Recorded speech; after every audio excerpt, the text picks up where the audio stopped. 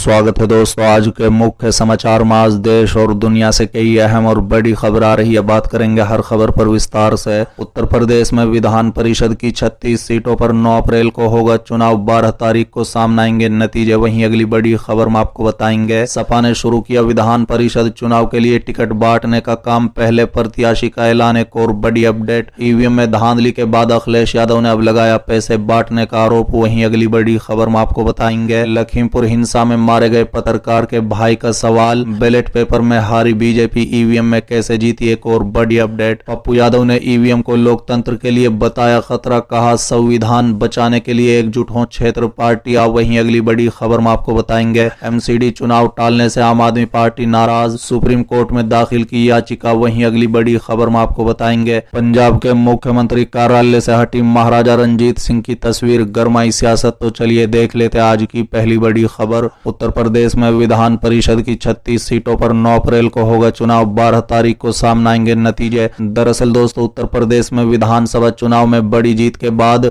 अब भारतीय जनता पार्टी विधान परिषद के चुनाव की तैयारी में जुट गई है। बता दें कि उत्तर प्रदेश में विधान परिषद की 36 सीटों पर चुनाव 9 अप्रैल को होना है। चुनाव कराने के लिए 35 IAS अधिकारियों को नियुक्त किया गया है। बता दें कि इसके लिए मंगलवार को अधिसूचना जारी होनी है। इन चुनाव के लिए नामांकन 2 फेज में होगा। मतदान 9 अप्रैल को होगा और नतीजा 12 अप्रैल को आ जाएंगे। चलिए अगली खबर, समाजवादी पार्टी ने शुरू किया विधान परिषद चुनाव के लिए टिकट बांटने का काम। पहले प्रत्याशी का ऐलान। दरअसल दोस्तों यूपी विधानसभा चुनाव खत्म होने के बाद पार्टियां उत्तर प्रदेश विधान परिषद चुनाव की तैयारी में जुटी हुई हैं। ऐसे में सपा प्रमुख अखिलेश यादव ने टिकट बंटवारा शुरू कर दिया है। बता दें कि पहला टिकट बहराइच श्रीवास्तव विधान परिषद क्षेत्र के लिए दिया गया है। सपा ने अमर यादव को इस क्षेत्र से अपना प्रत्याशी बनाते हुए विधान परिषद का टिकट दिया है। बता दें कि इस तरह अमर यादव सपा से MLC चुनाव 2022 के लिए टिकट पाने वाले पहले उम्मीदवार बन गए हैं। बताया जा रहा है कि सभी उम्मीदवारों की घोषणा जल्द ही कर दी जाएगी।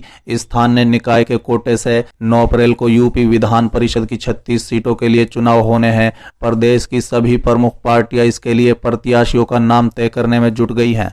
चलिए अगली खबर, ईवीएम में धांधली के बाद अखिलेश यादव ने अब लगाया पैसे बांटने का आरोप। दरअसल दोस्तों उत्तर प्रदेश विधानसभा चुनाव को लेकर सपा अध्यक्ष अखिलेश यादव ने भारतीय जनता पार्टी पर बेईमानी से जीत हासिल करने का आरोप लगाया।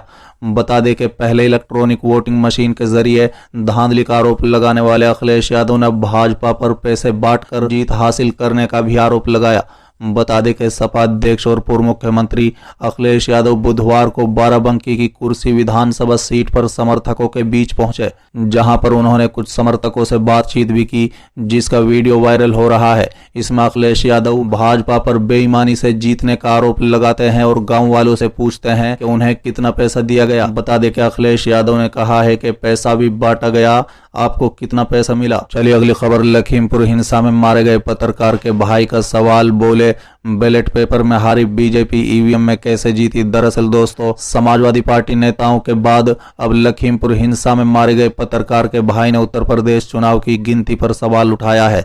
बता दें कि पत्रकार रमन कश्यप के भाई पवन कश्यप ने चुनाव की गिनती में गड़बड़ी का आरोप लगाया। बता दें कि पवन कश्यप ने कहा कि जब बैलेट पेपर में हुई गिनती में बीजेपी हार गई है तो ईवीएम में कैसे जीत गई।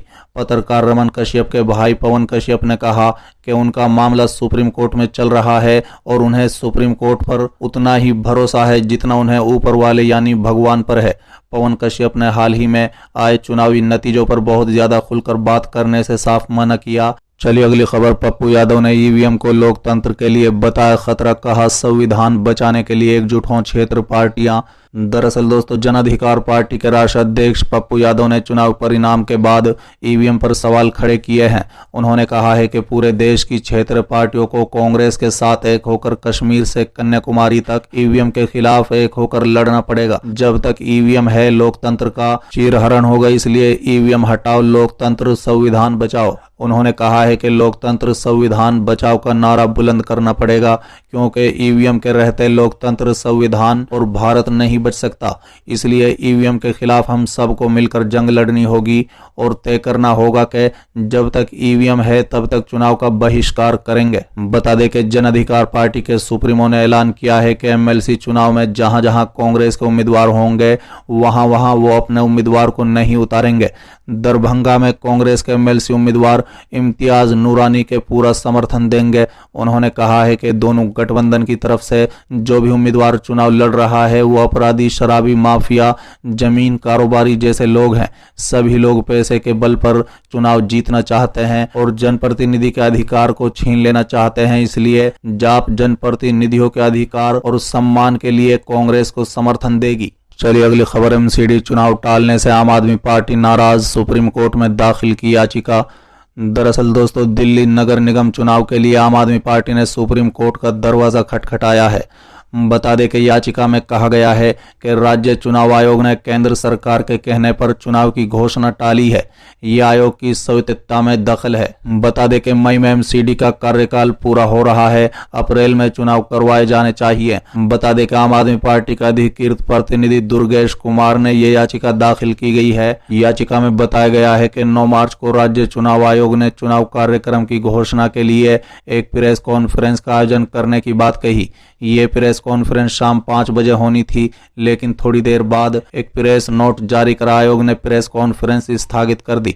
इस प्रेस नोट में आयोग ने बताया कि उसे दिल्ली के उपराज्यपाल ने एक चिट्ठी भेजी है। उस चिट्ठी में उन्होंने बताया कि केंद्र सरकार तीनों एमसीडी का आपस में विलय करना चाहती है, इसलिए चुनाव कार्यक्रम का ऐलान फिलहाल स्थगित किया जा रहा है। चलिए अगली खबर। पंजाब के मुख्यमंत्री कार्यालय से हटी महाराजा रंजीत सिंह की तस्वीर, गरमाई सियासत। दरअसल दोस्तों, पंजाब के मुख्यमंत्री कार्यालय से महाराजा रंजीत सिंह की फोटो हटा दी गई है।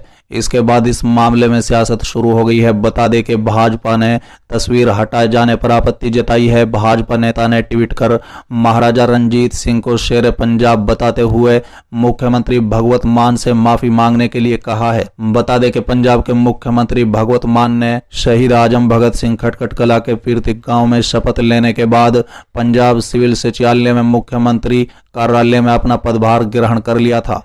बता दें कि इस मौके पर मुख्यमंत्री कार्यालय में पदभार ग्रहण करते हुए मुख्यमंत्री भगवत मान के पीछे की दीवार पर डॉक्टर भीमराव अंबेडकर और शहीद आजम भगत सिंह की एक तस्वीर सामने आई।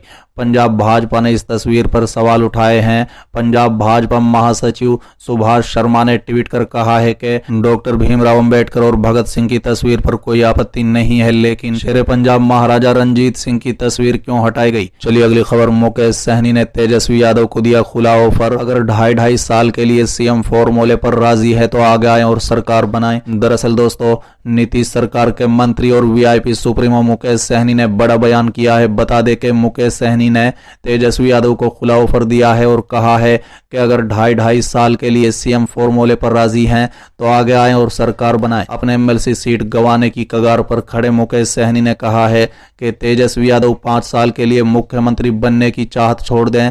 यदि वो 2.5 साल के लिए खुद और इतने ही दिन के लिए उन्हें या निषाद समाज के किसी दूसरे नेता को सीएम बनाने के लिए तैयार हैं तो आगे आए और वीआईपी उनके साथ है।